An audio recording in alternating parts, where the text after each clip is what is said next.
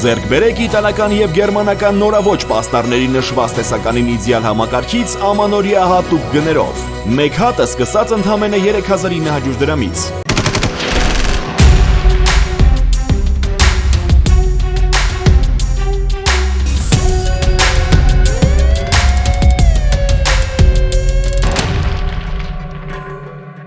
Դեկտեմբերի 11-ին ահազանգ է ստացվել, որ Հրազդան ստադիոնի հարևանությամբ գտնվող Հրազդանի կիրճի մոտ եղած փոքր կամրջի տակ դիկա փրկարարները դին մոտ 500 մետր ոտքով մեծ դժվարությամբ մոտեցրել են անվտանգ վայր։ Արտաքին զննությամբ դիակի վրա բռնության հետքեր չեն հայտնաբերվել։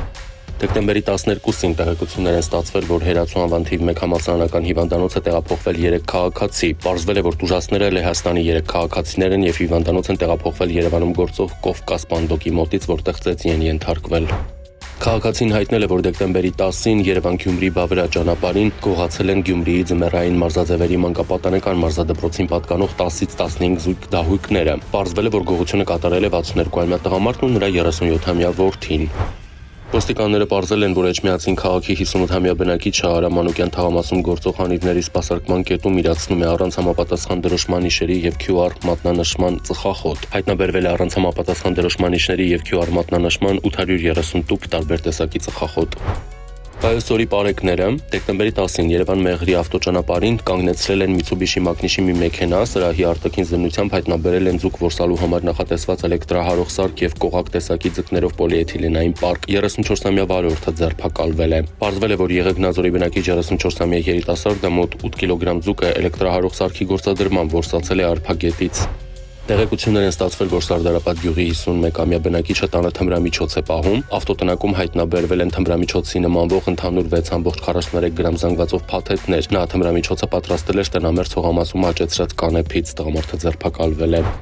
Դեկտեմբերի 11-ին Երևան-Սևան ավտոճանապարհին Կոտայքի մարզի բնակիչ 50-ամյա Խաչատուրն իր վարած Opel Vectra Magnishի ավտոմեքենայով վրայերթի է ենթարկել կին հետիոտնի, վարորդը փախուստի չի դիմել, ահազանգել է շտապօգնություն, որը տեղում արձանագրել է հետիոտնի մահը։